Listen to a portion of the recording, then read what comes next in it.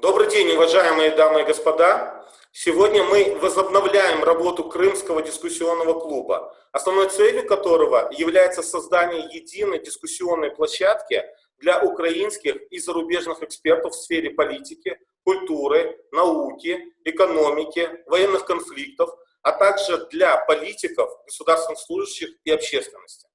В процессе обсуждения будут вырабатываться рекомендации, рассматриваться возможные варианты развития событий.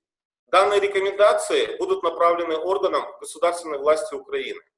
Последнюю, 11-ю сессию Крымского дискуссионного клуба мы проводили 20 февраля 2014 года в Симферополе, когда и узнали о том, что начался расстрел активистов на Майдане. Далее начались всем вам известные события. Это оккупация Крыма и части Донецкой и Луганской областей, преследования, убийства и аресты. 6 лет оккупации Крыма. Что же происходит? Какова динамика процессов в оккупированном Крыму? Эффективна ли государственная политика Украины? Как защитить наших граждан в оккупированном Крыму? Как защитить и реализовать коллективные права коренных народов? На эти и другие вопросы мы попытаемся найти ответы в рамках Крымского дискуссионного клуба. Прежде чем перейти к теме 12-й сессии Крымского дискуссионного клуба, хочу проинформировать о техническом сопровождении нашей дискуссии. Наша сессия проводится на платформе Zoom, в которой принимают участие 5 экспертов и 40 участников. К нам еще присоединятся наши эксперты. А также транслируется на странице Facebook Крымско-Татарского ресурсного центра. Также вы сможете посмотреть 12-ю сессию в записи на сайте Крымско-Татарского ресурсного центра на протяжении последующих дней. В соответствии с нашей программой будут выступления экспертов до 7 минут, далее ответы на вопросы участников дискуссии, которые можно будет написать письменно, как в рамках платформы, так и на странице Facebook, которые я буду озвучивать, и, соответственно, наши эксперты будут отвечать. А также реплики экспертов. В целом мы выделяем около 20 минут на данную дискуссию. Ну и, конечно же, в конце это подведение итогов дискуссии, когда каждый из экспертов в течение 2 минут даст основные посылы, даст основные рекомендации для органов государственной власти, а также для украинской общественности. Отсутствие в Украине национальной морской политики стало одним из факторов попытки аннексии Крыма для агрессора. К сожалению, с 2014 года у украинской власти мало что изменилось в отношении морского сектора. Это облегчает намерение России превратить Крым в непотопляемый эсминец в Черном море, военную морскую базу и военную верфь для будущих региональных конфликтов, а возможно и глобального конфликта.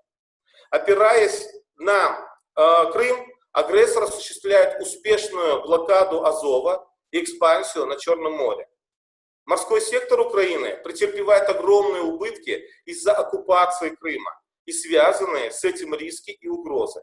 Контроль агрессором за прилегающими к Крыму морскими водами образует новые вызовы промышленному рыболовству, безопасности в море, противодействию загрязнению морской среды, а для глобальных систем навигации и картографии. Поэтому мы предлагаем для обсуждения следующие вопросы сегодня.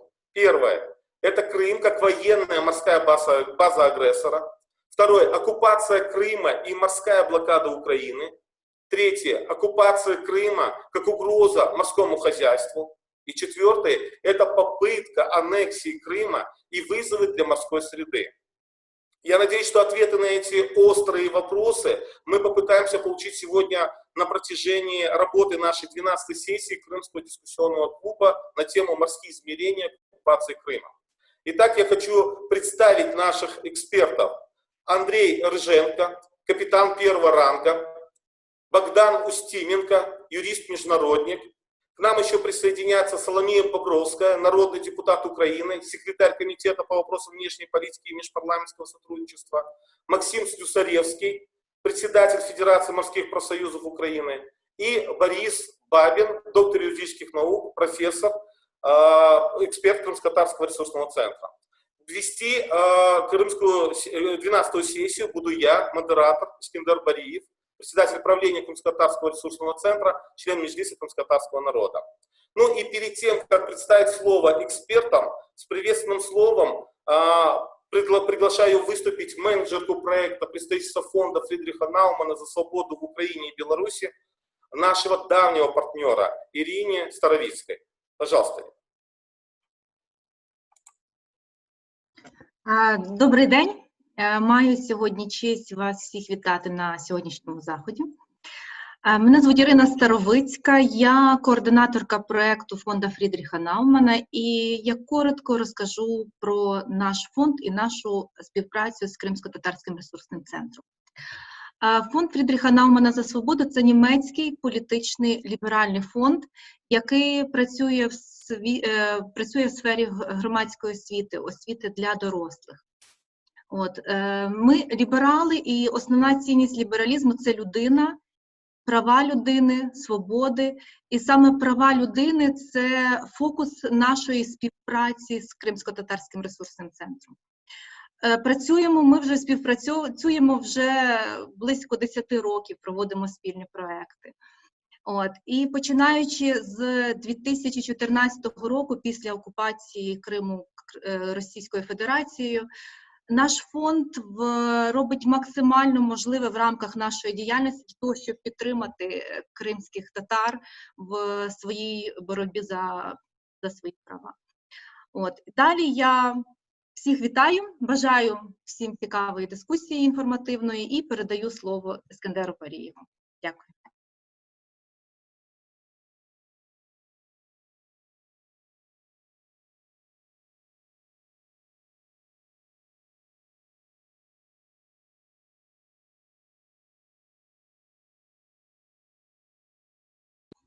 Эскендер, включите микрофон. Извиняюсь, дякую, пани Ирина. А сейчас я хочу предоставить слово, поскольку первый вопрос у нас Крым как военно-морская база агрессора, и предоставить слово пану Андрею Рыженко, капитану первого ранга. Пожалуйста, пожалуйста. Доброго дня, Іскандер. Дякую за запрошення на цей форум. Ну, дійсно, як ви відмітили, Кримський півостров, Крим – це не просто непотопляємий есмінець, це непотопляємий авіаносець російський. Крим і взагалі Чорне море для Російської імперії є дуже важливим, починаючи з Кучук-Канайджирського мирного угоди, коли Крим відійшов до Російської імперії. І з того часу Росія робить все можливе для того, щоб використати цей півостров в якості плацдарма для проекції сили, військово-морської сили, не стільки на Чорне море, як на Середземномор'я і на Близький Схід. І весь цей час, особливо в радянські часи, і зараз всі підрозділи, які знаходяться на Чорному морі, і ті, що плануються для створення, вони спрямовані перш за все не стільки на те, щоб діяти в Чорному морі, а в тому, щоб бряцати зброю у Середземномор'ї і в Близькому Сході. І останні події, які зараз виникають в Сирії, вони цьому підтвердження.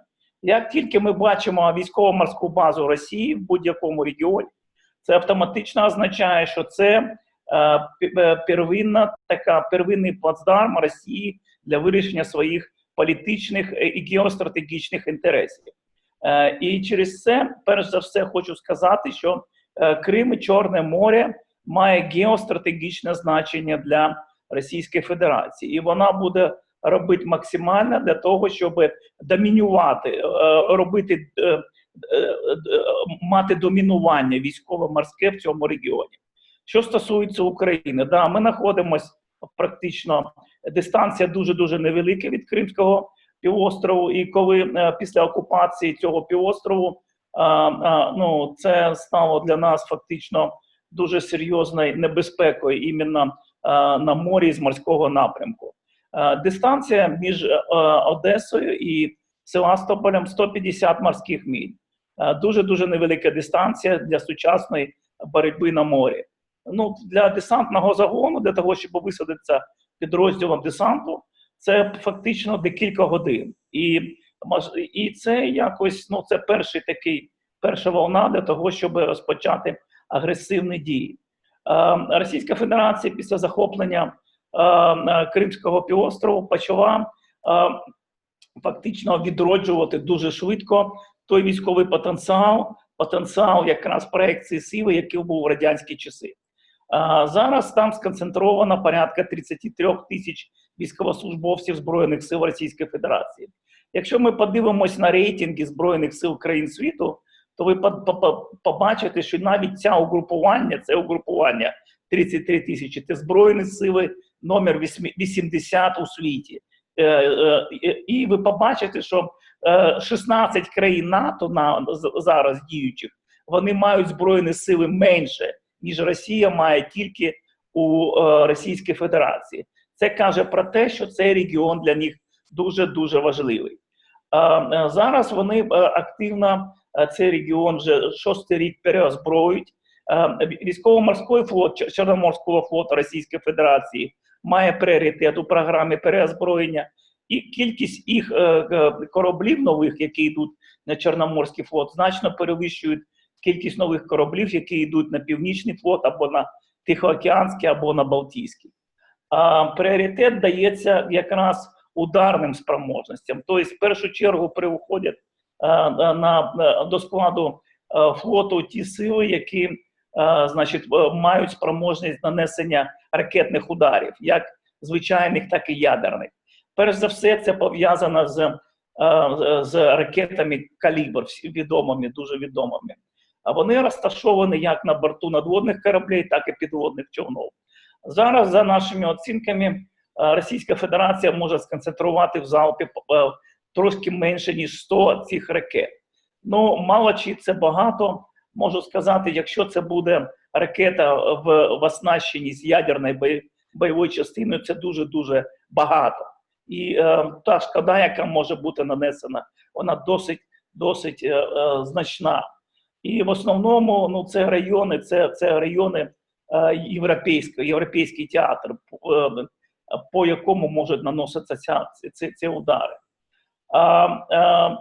Що стосується військово-морських сил України, дійсно загроза ця дуже велика, тому що Російська Федерація поступово витісняє нас з наших суверенних вод. Зараз ми не контролюємо 80% наших суверенних вод. В основному це ці води навколо Криму, це наша виключно морська економічна зона. Російська Федерація захопила і здійснює видобуток корисних копалин з об'єктів морської індустрії України, з газових платформ. І це досить така велика кількість матеріальних засобів, 2 мільярда кубічних метрів газу. Це сопоставимо з тою кількістю, яку, наприклад, щорічно використовує така країна, як Молдова. Це береться тільки з цих газових платформ, які знаходяться на захід від Кримського півострову. Крім того, була повністю відновлена система спостереження. Зараз Чорноморський флот, він практично впритул спостерігає ту ситуацію, яка знаходиться на морі. Були розташовані, знаєте, 6 новітніх підводних човнів класу «Кіло» Варшавянка на Чорному морі. Опять же, їх функції виключно ударні. Це резерв Чорноморського флоту, резерв Росії на виняток того, що буде виникнути глобальний конфлікт. Тому що всі вони – це носії крилатих ракет «Калібр». Сучасно, оскільки така йде, скажімо, підготовка вивчення театра для Російської Федерації, дійсно засоби, вони такі гібридні. Через те застосовуються маніпуляції нормами міжнародного морського права, на користь Росії дійсно застосовуються норми угоди СОЛАС, яка передбачає захист людини на морі.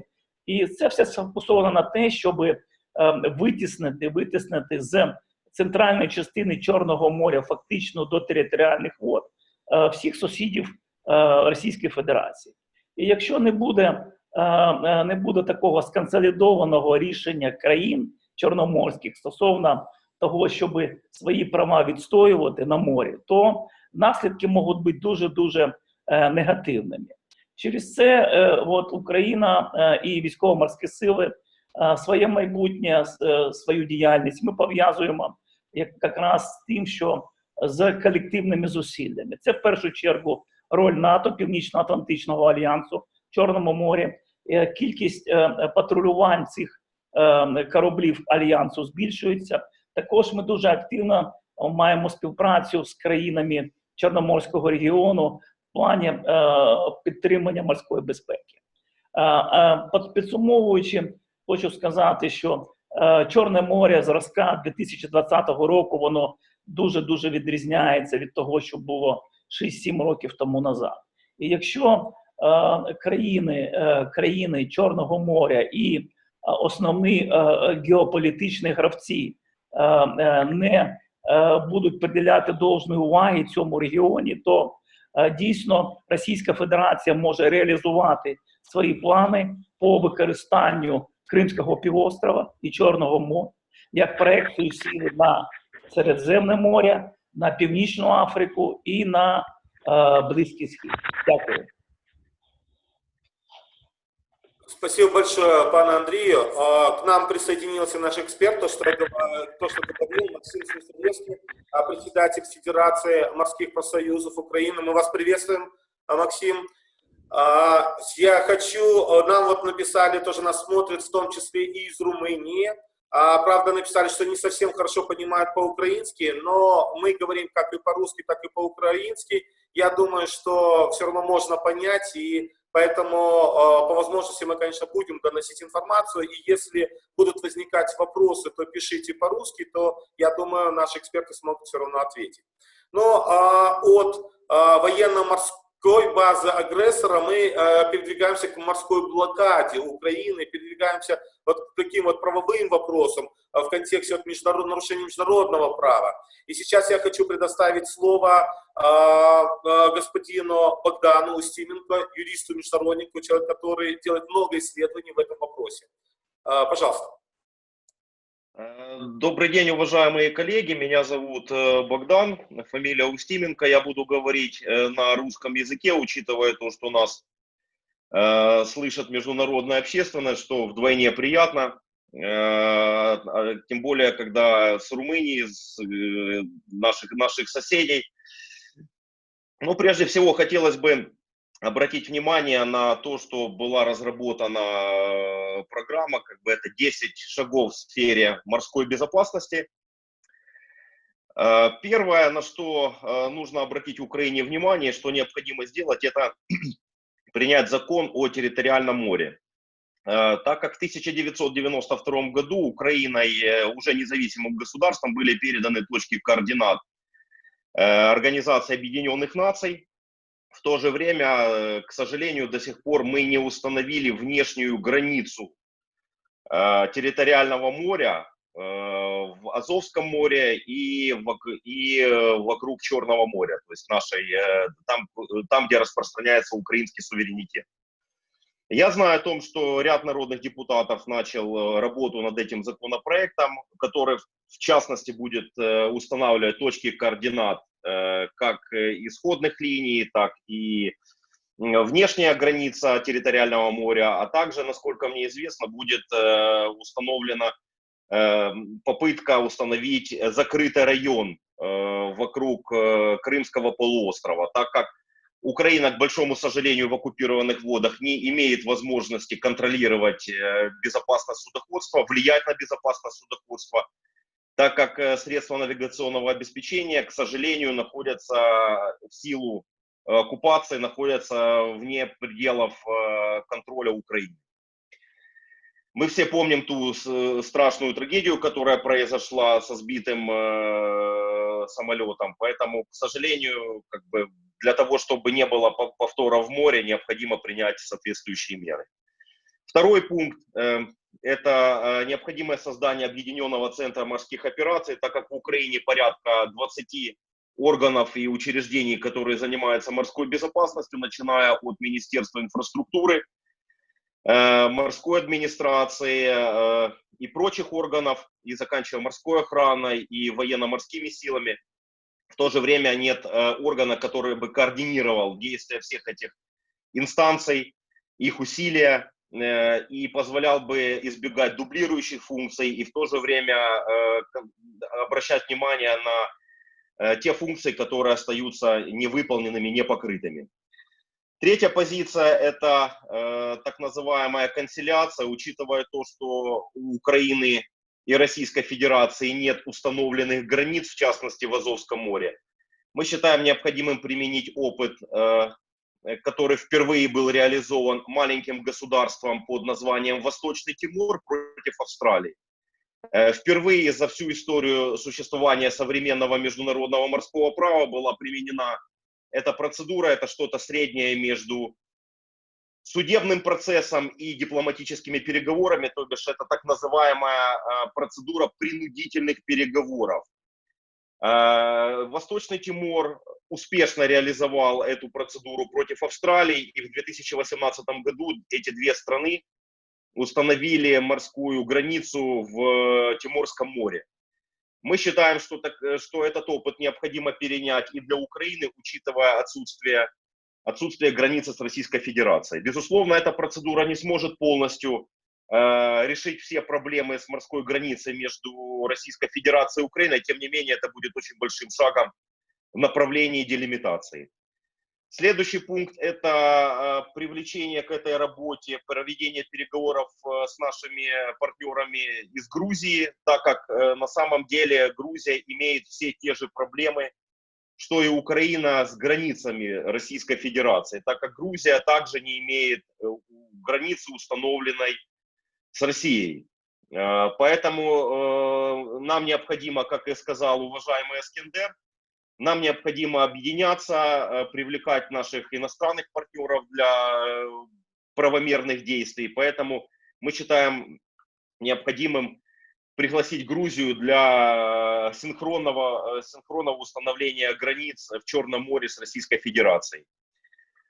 Также хотелось бы обратить внимание на то, что Украина в украинской части шельфа Черного и Азовского морей есть огромные запасы углеводородов, добывая которые Украина может полностью избавиться от энергетической зависимости от России в частности.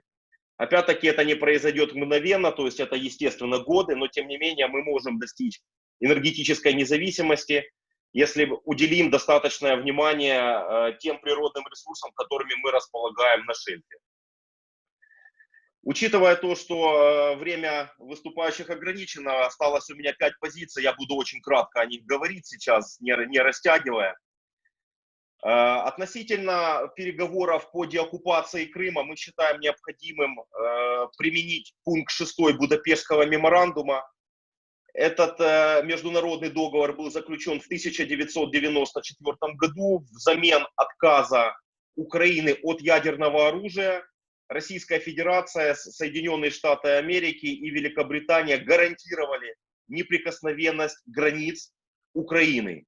К большому сожалению, мы знаем, что произошло, то бишь Россия нарушила свою гарантию, поэтому мы считаем необходимым призвать страны на площадку для переговоров по деоккупации Крыма в рамках Будапештского меморандума. Есть скептики, которые утверждают, что это Будапештский меморандум не международный договор, потому что название меморандум, я бы хотел их разочаровать, потому что если обратить внимание на Венскую конвенцию 1969 года о праве международных договоров, мы черным по белому увидим, что Будапештский меморандум отвечает всем критериям международного договора. Следующий пункт – это Керченский договор, который был заключен в 2003 году. В соответствии с этим договором Украина якобы признала тезис Российской Федерации о том, что воды Азовского моря являются исторически общими водами с Российской Федерацией, внутренними водами. Но дело в том, что это не соответствует действительности, так как такие страны, как Российская Федерация и Украина, появились на политической карте в 1991 году. Поэтому, в общем-то, в масштабах истории нельзя говорить, утверждать о том, что это море является исторически российским и украинским. В то же время, если принимать во внимание тезисы Конвенции ООН по морскому праву, то воды Азовского моря не могут быть внутренними водами Российской Федерации и Украины, так как внутренними водами в соответствии со статьями 8 и 10 Конвенции ООН по морскому праву это только те воды, которые могут принадлежать одному государству, и они расположены от берега вглубь суши государства. Я так своими словами передать, чтобы не отягощать внимание юридической казуистикой. Более того, Керченский договор был заключен под принуждением, то бишь Леонид Данилович Кучма, который являлся президентом Украины в 2003 году, поддался на манипуляции и угрозы со стороны Путина. Все мы помним Тузлинский инцидент, когда был фактически со стороны режима Путина был спровоцирован чуть ли не вооруженный конфликт. Для того, чтобы избежать смертей тысяч украинцев, Кучма был вынужден подписать этот Керченский договор.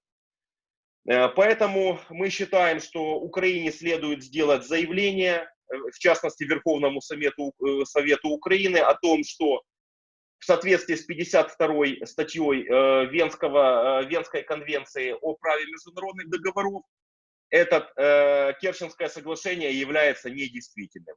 В этом случае тогда могут беспрепятственно абсолютно заходить военные корабли других государств, в частности военные корабли НАТО, так как в соответствии со статьей 37 Конвенции ООН по морскому праву Керченский пролив является международным, так как он соединяет исключительные экономические зоны как Азовского моря, так и Черного моря. И у меня осталось два тезиса, очень кратко.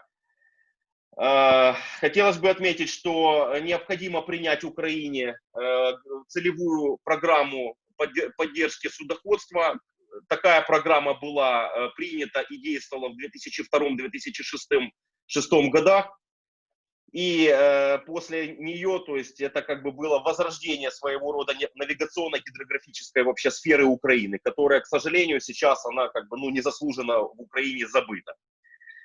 Вот. И последний тезис, это мы считаем, что необходимо ввести уголовную ответственность за пребывание и использование территориальных вод, оккупированных вокруг Крыма. Считаем, что необходимо ввести за такие противоправные действия уголовную ответственность на нарушителей этого запретного района. Это уголовная ответственность и введение новой статьи в Уголовный кодекс позволит преследовать нарушителей с помощью механизмов Интерпола по всему миру. То есть где бы они ни находились. В России, если они выйдут куда-то в зарубежную командировку или в отпуск куда-то за пределы Российской Федерации, Украины, любой другой страны, то бишь правосудие может их настигнуть, используя механизмы Интерпола. Опять-таки повторюсь. Спасибо, это вкратце все, потому что как бы, время ограничено, к сожалению, нет возможности говорить больше о каждом из этих тезисов. Спасибо большое за внимание. Спасибо господину Устименко. Я напомню о том, что вот нам тоже пишут, что хотелось бы, чтобы на английском языке. Я думаю, следующие наши сессии, они будут синхронным переводом, потому что действительно тема очень актуальная, очень интересная, и она интересует не только граждан Украины, экспертов, но интересует и людей, экспертов за пределами Украины. И действительно, она достаточно обширная, и, возможно, мы будем к ней неоднократно возвращаться. Кроме того, тезисы наших выступающих, наших экспертов мы будем печатать на сайте, где вы сможете подробно познакомиться. И, соответственно, если у вас будут в последующем вопросы, мы, соответственно, будем постоянно в коммуникации с нашими экспертами, которые всегда смогут дать определенные ответы. Ну и, конечно же, когда мы говорим о морском секторе, мы не можем не говорить о людях, о тех же рыбаках, о тех же сотрудниках, о тех же моряках и так далее. Поэтому я сейчас хочу предоставить слово руководителю Федерации морских профсоюзов господину Слюсаревскому. Пожалуйста, пан Максим.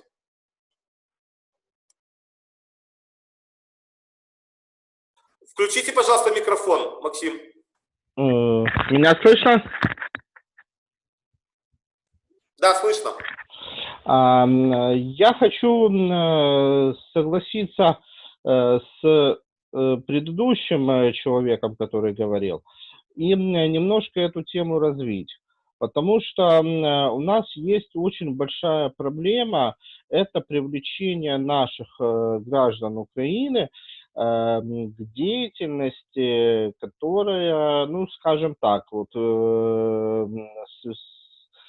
связана с обеспечением оккупированной территории. То есть, допустим, у всех на слуху есть судно «Белатрикс», да, которое недавно затонуло. У нас есть обращение от человека. Сейчас мы работаем с этим моряком, чтобы он написал обращение в правоохранительные органы, потому что человек немножко сомневается. Но это судно, оно работало. И со слов этого человека, моряка, который работал на борту этого судна, оно заходило в Крым. Соответственно, очень большое количество наших моряков украинских, они привлекаются к работе на таких судах. К сожалению, я пока еще не слышал, чтобы реально кто-то был привлечен к уголовной ответственности за то, что он поставляет моряков на такие суда. Вторая проблема – это аэропорт Симферополя. То есть очень большое количество моряков, им судовладельцы, крюинги покупают билеты для того, чтобы они вылетали в рейс через аэропорт Симферополя. Формально это нарушение украинского законодательства. Но то, что мы видим на практике, когда, допустим, такой моряк на пароходе заходит в Одесский, Ильичевский, Южный порт, здесь ограничиваются только административной ответственностью. То есть у моряка берут показания, не идет дальше процедура разобраться, а кто моряку купил этот билет. Его купил крюинговый агент, или, может, этот билет человеку купил судовладелец. Если это купил этот билет судовладелец, то это уже судовладелец должен нести ответственность. То есть я абсолютно согласен с предыдущим оратором, что надо ужесточать законодательство и вводить более жесткую ответственность для тех лиц, которые занимаются, скажем так, косвенной поддержкой оккупационных властей, чтобы это не был просто формальный административный штраф, а чтобы эти дела доходили до реальной уголовной ответственности. Это то, что я бы хотел сказать как председатель морских профсоюзов. Как как председатель общественного совета при морской администрации Украины, я хотел бы сделать акцент на вопросе безопасности в морских портах Украины. Потому что вот, ну, по работе часто персонально посещаем суда, иностранные, украинские суда там и так далее. Я лично не один раз на судне сталкивался с представителями того же регистра судоходства Украины. То есть у нас ситуация, грубо говоря, с Украиной идет война, регистр судоходства Украины, регистр судоходства Российской Федерации обеспечивает функционирование крымских портов, судов на территории Крыма, но тем не менее каким-то образом у нас представители регистра судоходства Украины спокойно заходят в наши украинские порты, поднимаются на борт судна. То есть они видят всю ситуацию, видят обстановку, которая у нас в порту, могут передавать эту информацию дальше. То есть я говорю о том, что система безопасности в портах Украины, она работает не должным образом. Ее надо очень хорошо пересмотреть и принять меры для того, чтобы она была направлена на то, чтобы действительно обеспечить безопасность наших украинских портов в условиях войны. Спасибо. Спасибо большое, господин Слюсаревский. Ну, а сейчас я еще раз хочу напомнить нашим слушателям, нашим участникам, пишите вопросы, мы обязательно их озвучим. Вопросы поступают, но, думаю, даже на те вопросы, на которые мы не успеем ответить, мы дадим на сайте Крымско-Татарского ресурсного центра официально дадим ответы, на которые вы сможете, которые вы сможете реально получить. Но сейчас я хочу предоставить слово доктору юридических наук, профессору Борису Бабину. Господин Бабин, пожалуйста. Доброго всем дня. Я полностью поддерживаю все вышевысказанные позиции. И вот, переходя к вопросу, который господин Слюсаревский упомянул, там была, по-моему, оговорка, речь, я так понимаю, шла о российском морском регистре судоходства на самом деле. И действительно, вот эти вопросы морского хозяйства и морской безопасности в условиях конфликта, они сегодня вопиющие, поскольку, к сожалению, у нас морской политикой действительно никто всерьез не занимался, а если и занимался, то не в интересах украинского народа и государства Украина, это привлекло к тому, что фактически за нас морской политикой Украины управляет из Кремля, да? Управляют либо какие-то совместные бизнес-проекты. В первую очередь это очень характерно видно на примере промышленного океанического рыболовства Украины, которое формально до сих пор считается украинским бизнесом, но им управляют россияне. Там экипажи российско-крымско-материковые смешанные, все это курирует российский регистр.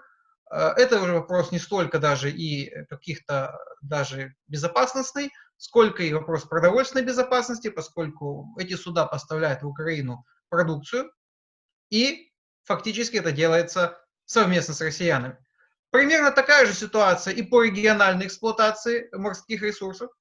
Все мы знаем о грустной истории взаимодействия Украины и России по Азовскому морю в рамках ежегодного утверждения квот на лов рыбы. И при этом никого не смущает, что в условиях войны представители оккупационной фактически администрации россиян приезжают в Киев, пытаются приезжать, да, подписывают некие договора, соглашения, разрешают этими договорами пользоваться акваторией Азовского моря не только рыбакам, но и фактически государственным структурам Российской Федерации в своих интересах. При этом никого не смущает тот факт, что вот эти связи между двумя системами, они настолько глубинные, родственные и бизнес-связи, что на сегодня, повторюсь, в сфере эксплуатации рыбных ресурсов фактически нет морской политики Украины, а есть морская политика Российской Федерации в Украине. Примерно то же самое действительно есть и в сфере морской безопасности, как правильно отмечено. Сегодня российский регистр, несмотря на санкции, которые введены были 3 года назад, прекрасно себя чувствует как в Крыму, так и на подконтрольной территории. Его офисы в Одессе, Мариуполе процветают. Он действительно заходит во все порты, во все судоремонтные заводы. Я, может быть, открою маленькую тайну, но даже те заводы, где изготовляется военно-промышленная продукция, это тоже вхожи инспектора российского регистра. Это фактически абсурд, но это так. Поэтому морской сектор в измерении морского бизнеса сегодня очень сильно страдает как от самой агрессии на море и оккупации Крыма, так и вот такой опосредованной агрессии Российской Федерации, которая осуществляется через его агенты влияния на Банковой, на Грушевского, да, профильных органов исполнительной власти. И это приводит к плачевным результатам. В частности, мы наблюдаем стремительное сокращение тоннажа торгового флота под флагом Украины, который снизился до нуля сегодня практически. И что самое характерное, он снижался медленнее в 2014 году, чем после этого. То есть захват судов государством-агрессором в Крыму, он не так сильно повлиял на тоннаж, как последующие наши управленческие действия, когда все суда распродавались, когда все суда уходили, даже если это был правомерный собственник, по другую юрисдикцию из-за, извините, невменяемой политики Украины в сфере регулирования морского транспорта. Примерно та же самая ситуация по рыболовству. У нас сегодня осталось 3 океанических рыбных судна, еще 10 лет назад их было десятки. То есть все здесь идет к тому, что полностью уничтожить руками агентов российского влияния в Мининфраструктуре, в Кабмине, на Банковой, морской сектор Украины, как в сфере торгового судноплавства, так и в сфере рыболовства, а также в сфере подготовки кадров, естественно, поскольку, к сожалению, мы не можем говорить, что те вузы, которые готовят моряков в Украине, они действительно управляются проукраинским руководством, к сожалению, это так.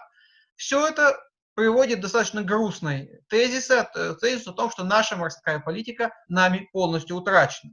И сама ситуация оккупации Крыма, о чем сегодня уже говорили, она во многом произошла именно в силу того, что у нас фактически не было никакой морской политики, как и нет ее сейчас. Об угрозах. Действительно, в первую очередь угрожает торговому судоходству ситуации блокады Азовского моря и возможной экспансии дальнейшей Российской Федерации на воды Черного моря с возможным действительно созданием провокаций на прилежащих к материковой Украине водных объектов. Это остров Джералгач, это остров Змеиный, это дельта Дуная.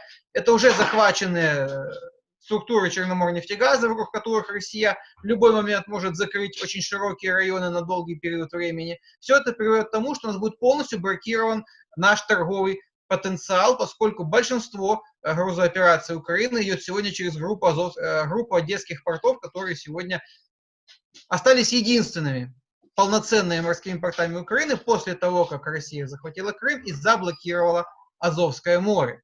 Что же касается экологии, буду здесь краток. Оккупация Крыма очень негативно влияет на экологию. Здесь, в отличие от сектора безопасности и сектора бизнеса, влияние, слава богу, все-таки региональное. Оно остается в рамках Черного Азовского морей. Однако бесконтрольный лов, о котором я уже говорил, когда крымский лов сегодня является серой зоной, и российский бизнес, оперируя через Крым, уничтожает ресурсы Азовского и Черного моря, и мы закрываем на это глаза через коррумпированные связи наших высоких чиновников.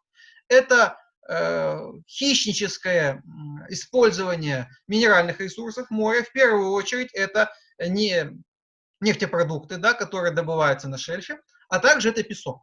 По нефтепродуктам мы сегодня имеем претензионную работу нефтегаза, это очень хорошо. Также у нас есть так называемое большое межгосударственное дело, которое сейчас рассматривается трибуналом, арбитражом, извините, в Гааге. Я не хочу сейчас детально комментировать юридическую, господин Богдан, казуистику, но на самом деле, к сожалению, низкая компетентность наших чиновников, это если очень кратко, привела к тому, что мы имеем риски как минимум в существенной части проиграть это дело. Это будет иметь катастрофические последствия. Касательно добычи песка, здесь могу указать только тот факт, что, например, все объекты Сочинской Олимпиады, которая была до войны, они выстроены на крымском песке, который незаконно добывался еще до оккупации Крыма совместным, таким, скажем, кавказско-российско-крымским бизнесом, который до сих пор имеет прекрасные отношения с любой властью материковой Украины.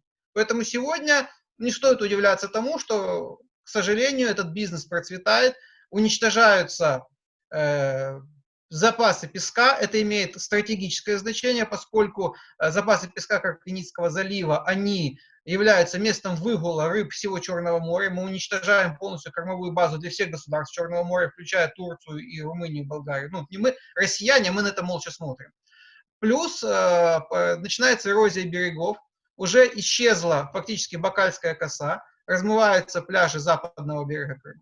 Также мы имеем воздействие на экологию моря через неконтролируемые судозаходы в Крым. К сожалению, там есть разливы, к сожалению, там есть выбросы, которые никто не учитывает, поскольку все судовладельцы чувствуют там себя предельно комфортно, никто никаких претензий не может выдвинуть правомерных.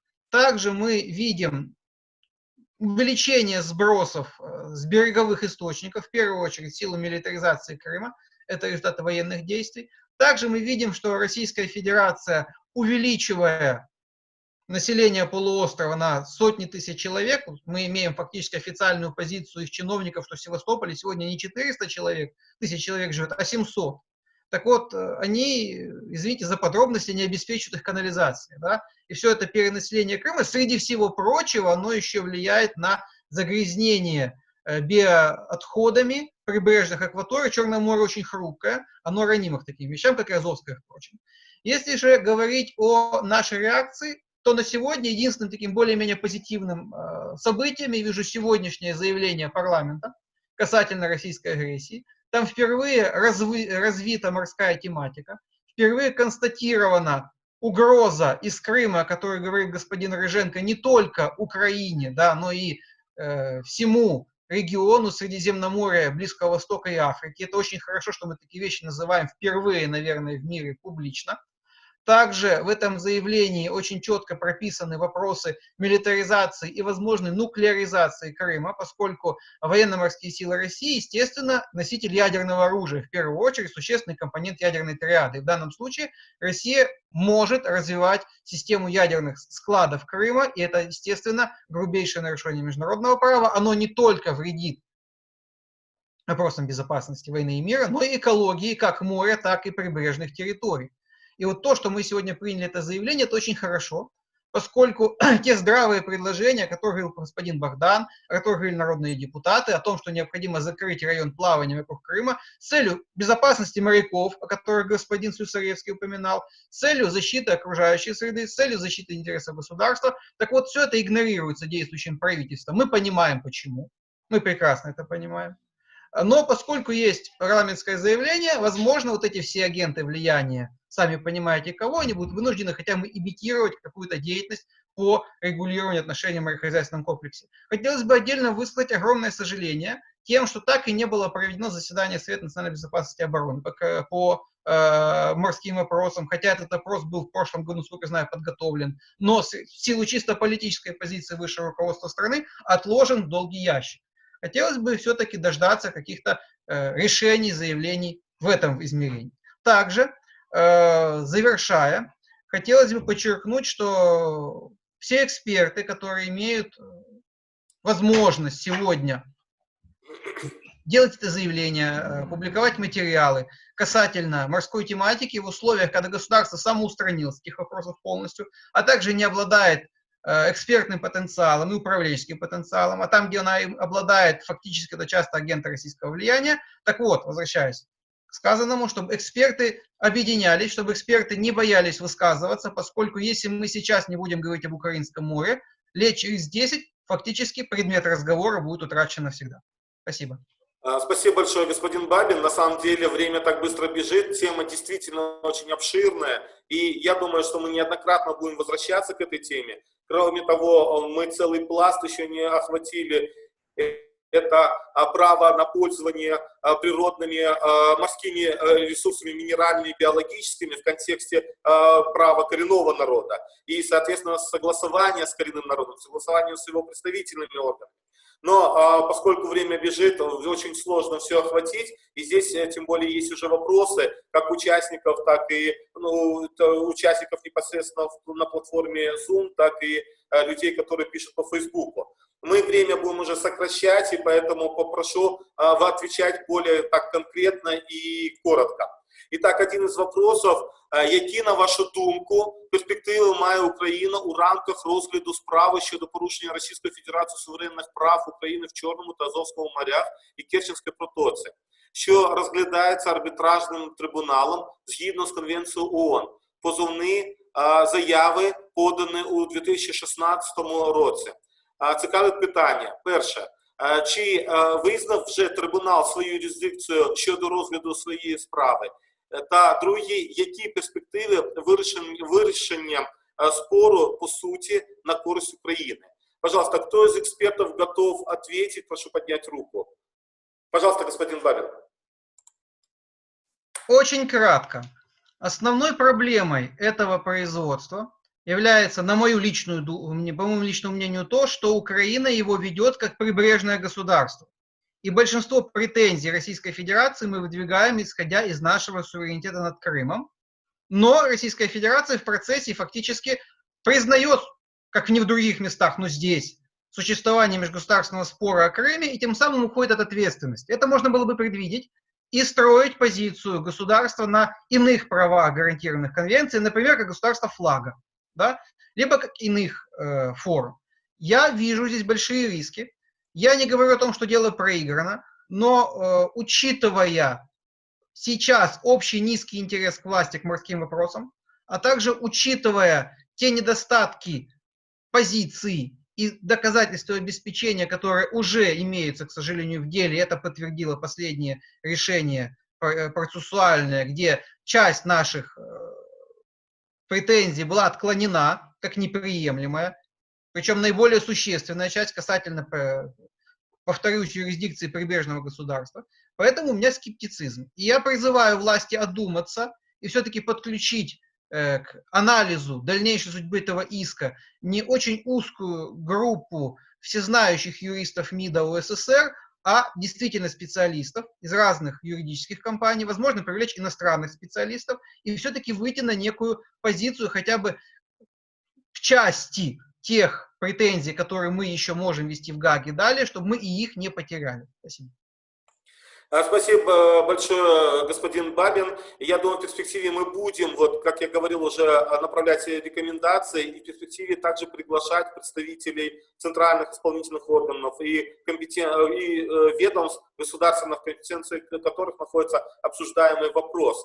А если добавить кто-то из экспертов по данному вопросу, если достаточно ответа, то тут еще есть вопросы. Скорее всего, он адресован, я так понимаю, господину Стименко.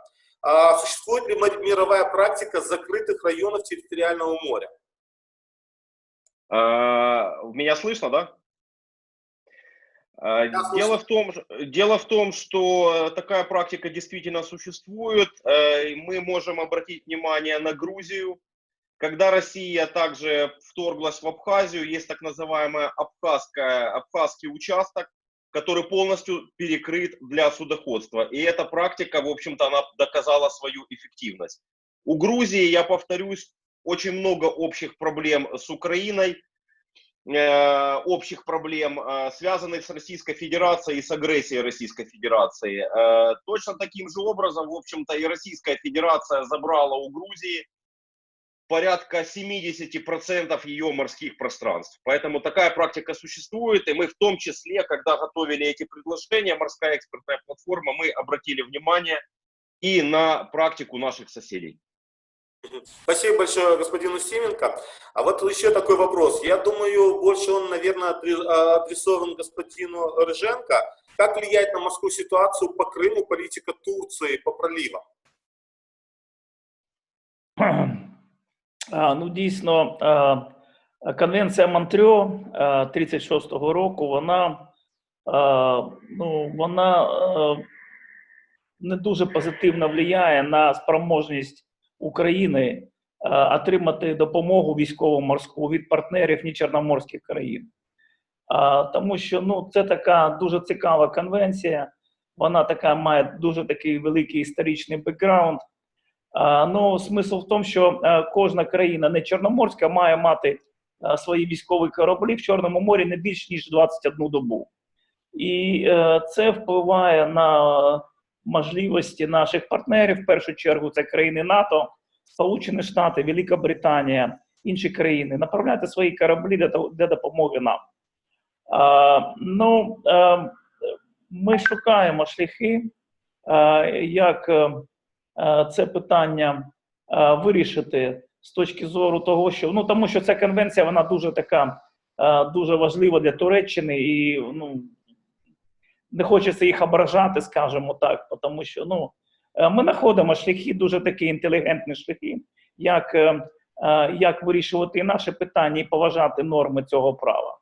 Але наш такий desired end state, то, що ми хочемо, в кінці ми хочемо, щоб максимально країни НАТО перебували в Чорному морі і допомагали нам, іншим країнам, в підтриманні морської безпеки, підтриманні суверенітету. Дійсно, це питання є окремі думки стосовно цього, є окремі ідеї, які будуть реалізовані найближчим часом. Я не буду казати, які, Но робота така йдеться. Ну, скажімо, Конвенція Монтрё історична така дуже специфічна угода, яка дійсно обмежує можливість перебування в Чорному морі військових кораблів не чорноморських країн. Ну, тут таке дуже таке багатостороннє питання. Ну, ми про це знаємо, ми про це турбуємося і працюємо над цим. Спасибо, господин Рыженко. Ну, я думаю, не случайно задан этот вопрос, поскольку одним из организаторов является, или организатором является Крымско-Татарский ресурсный центр, и крымско-татарский фактор, конечно же, играет большую роль в позиции Турецкой Республики в отношении Украины на международном уровне, и мы знаем ее принципиальную позицию. Поэтому здесь, конечно же, к сожалению, времени недостаточно, чтобы обо всем сказать, но поскольку у нас время уже нас очень сильно поджимает, но я не могу назвать еще вот такой вопрос, потому что он актуальный сегодняшними событиями, с последними. И я не знаю, кто из экспертов захочет ответить, какая ситуация с уголовным делом против командования военно-морских сил Украины по керченским событиям. Кто готов ответить? И я прошу очень коротко, и потом мы будем резюмировать, потому что наше время истекает.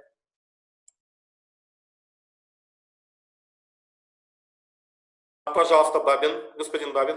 Очень кратко. Я с огромным скепсисом отношусь к данному уголовному производству, поскольку его риски для наших международных исков, в частности упомянутого в Гааге, очевидны. Раз мы ставим под сомнение право Украины проводить собственные корабли по собственным водам, очевидно, возможно, это не совсем наши воды, либо не совсем наши права. То есть это действие в рамках права, оно явно вредит национальным интересам. С точки зрения безопасности есть другой фактор. Любые разговоры о возможном подозрении высшим офицерам флота за исполнение ими, по сути, правомерных указаний высшей власти, они, естественно, деморализуют полностью военно-морские силы и лишают их всяческой воли к сопротивлению, поскольку они понимают, что любые действия по противодействию российской агрессии закончатся для них уголовным преследованием ДБР. Это очевидно. Я думаю, что здесь стоит вернуться к тому заявлению, которое сделала Украинская морская платформа экспертная. Там это все очень детально расписано, оно поддержано в прессе. Мы же, как эксперты, лично я, ожидаю первое, наиболее быстрого прекращения неправомерных уголовных разбирательств. Здесь речь даже не о подозрении кому-либо, да, о самом факте, о том, что это всерьез расследуется на таком уровне, а также мы настаиваем на том, что те лица, которые выносят это в измерение деморализации флота и в измерение разрушения нашей позиции на международных площадках правовых, они уже в свою очередь понесли ответственность за совершенные ими, очевидно, служебные преступления. Спасибо. Спасибо, господин Бабин. Кто-то может добавить или хочет добавить из экспертов? Пожалуйста, господин Мустименко, прошу коротко. Да, я очень коротко полностью поддерживаю то, что сказал профессор Бабин. У вот этого уголовного дела есть две стороны медали, скажем так. Первая.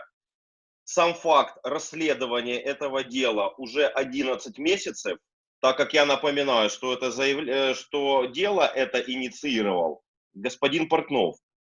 Вот. И сам факт того, что это дело расследуется уже почти год, оно прямо влияет или может повлиять на все наши судебные морские процессы с Российской Федерацией. Это первое. Второе, безусловно, это дело прямо вредит моральному духу наших вооруженных сил, не только военно-морских. Спасибо.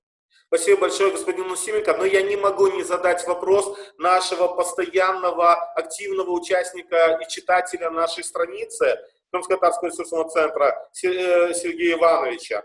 Щодо закриття Босфору для Чорноморського флоту і російських експортно-імпортних вантажів як на судах під прапором Російської Федерації, так і під прапорами інших держав. Які можливості?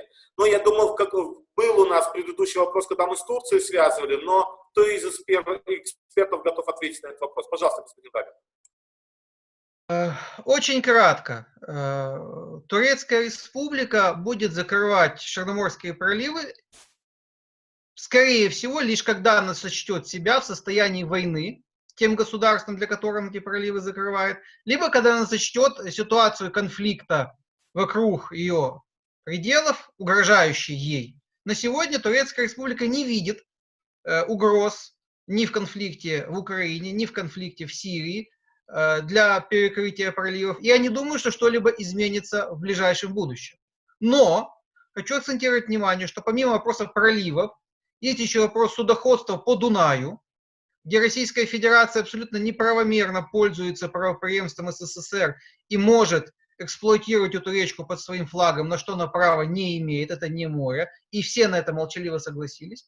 Также у нас есть большой вопрос внутреннего судоходства. Я приветствую тот проект закона, который наконец-то после 30 лет был принят Верховной Радой в первом чтении, и этот проект наконец-то в определенной сфере закрывает внутренние водные пути Украины для россиян. Напомню, что сама Российская Федерация с 1991 года безальтернативно, безапелляционно закрыла все свои внутренние водные пути для всех иностранных гражданских судов даже. Это их политика. И здесь хотя бы зеркальная позиция остальных государств по Дунаю, по внутренним водным путям, вот она была бы действительно приемлема, поскольку свобода судоходства на море на эти пути не распространяется. И тут можно вводить зеркальные санкции. Спасибо большое, господин Бабин. На самом деле время очень быстро бежит, и, к сожалению, нам нужно уже подходить к основным итогам. И я попрошу каждого спикера в качестве рекомендаций или пожеланий, максимум до 2 минут, лучше даже по 1,5 минуты. Пожалуйста, начнем тогда с господина Устименко. Спасибо большое.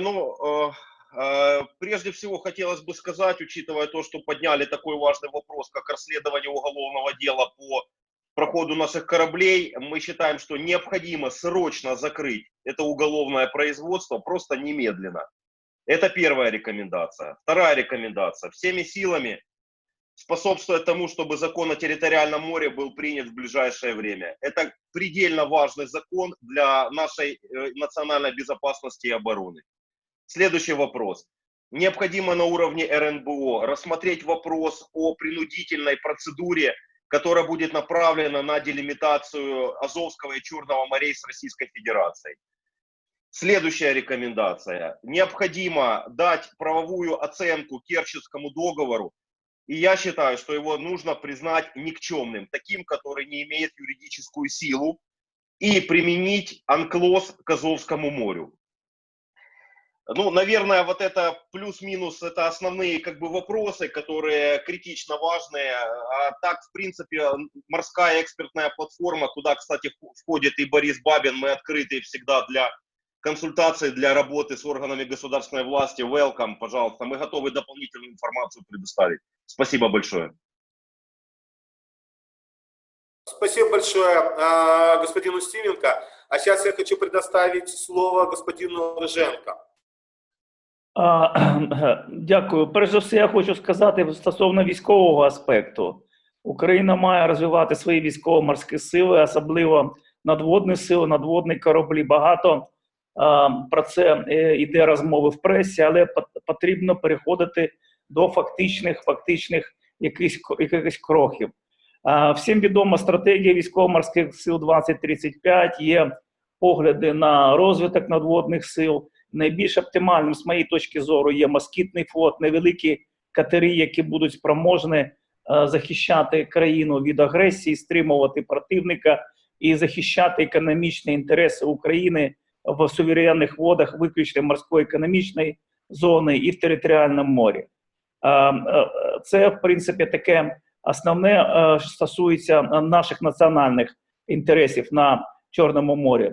Треба поглубляти нашу співпрацю з регіональними країнами, в першу чергу з Румунії, з Болгарії, з Грузії, стосовно інтересів безпеки на морі. І потрібно співпрацювати з Північно-Атлантичним альянсом з тою метою, щоб той баланс сил, щоб не давати Росії проводити подальшу експансію вод Чорного моря і відновити той баланс, який був до 2014 року, навіть до 2008 року, коли почалася ця агресія проти Грузії. Оце такі 3 позиції мої. Дякую. Дякую, пане Андрію. А сейчас я хочу предоставить слово господину Слюсаревскому. Пожалуйста, микрофон включите. Со своей стороны я хочу сделать акцент на следующих моментах. Первое – это контроль за пересечением государственной границы, в частности, аэропорт Симферополя.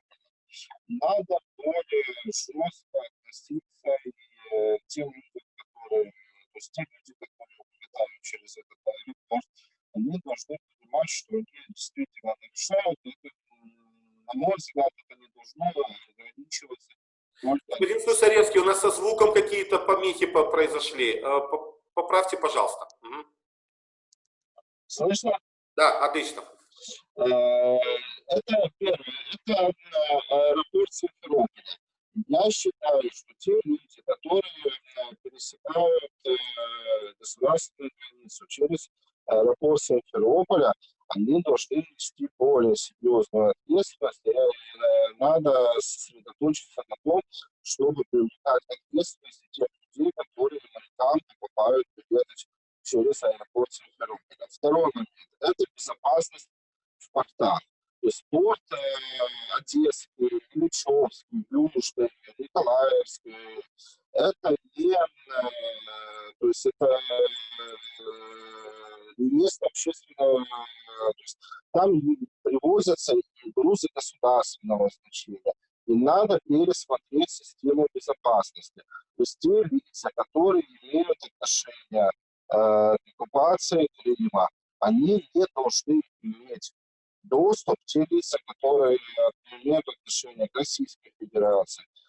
Очень строго надо смотреть, кого пропускать в порт, это стратегический объект.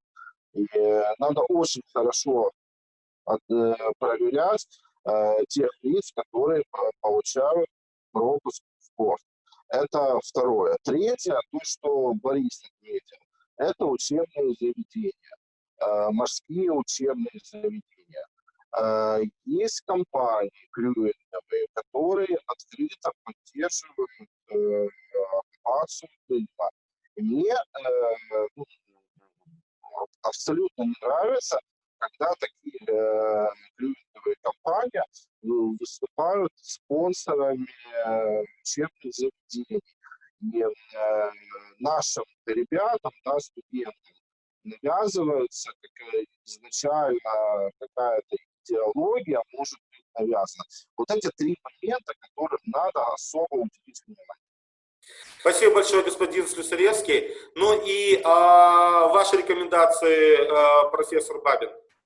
Ну, в первую очередь хотелось бы вернуться к вопросу о том, что наконец-то нужно набраться хоть немножко смелости высшей власти, провести заседание РНБО по морским вопросам, принять эти непростые решения, возможно, в закрытом режиме, но принять их, либо сказать, что мы отказываемся от Украинского моря, но сказать это, глядя в глаза не Путину, а украинскому народу.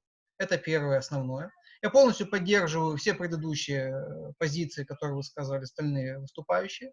Также хотел бы добавить, что морская экспертная группа, платформа, мы на самом деле уже подавали достаточно сконсолидированные предложения, в частности, министру иностранных дел Украины по их инициативе. Пока мы не видим никаких ответных действий. Возможно, что-то произойдет в исполнительной власти, на что я надеюсь. В любом случае, все-таки приоритетным это безопасностный сектор, это принятие комплексных решений на этом уровне, которых на сегодня до сих пор никто не принял. Прекращение незаконных преследований военных моряков.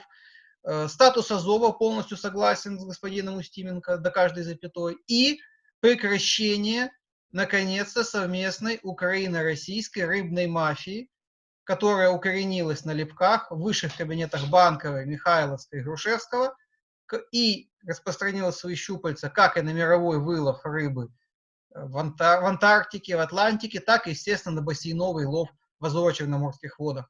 Поскольку море нам нужно в первую очередь для процветания украинского народа, для этого нужно обеспечивать силой оружия наш торговый флот и наше рыболовство, что мы не делаем, и мы должны этим начать заняться. Спасибо.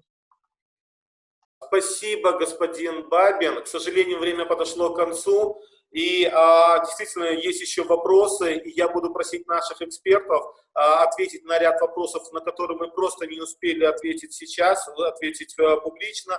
Но я думаю, наши слушатели обязательно получат ответы, и мы над этим поработаем активно. Как я обещал, Крымско-Татарский ресурсный центр соберет вот эти рекомендации, соответственно, будет адресовывать письмом, официальным письмом в те органы государственной власти Украины, компетенции которых находится та или иная рекомендация. И, соответственно, конечно же, мы будем опять же советоваться с нашими экспертами, и эти материалы обязательно попадут на столы наших чиновников, для того, чтобы при формировании государственной политики в контексте моря как раз-таки учитывались мнения экспертной среды, мнения ученых и мнения людей, которые имеют огромный опыт в данной работе.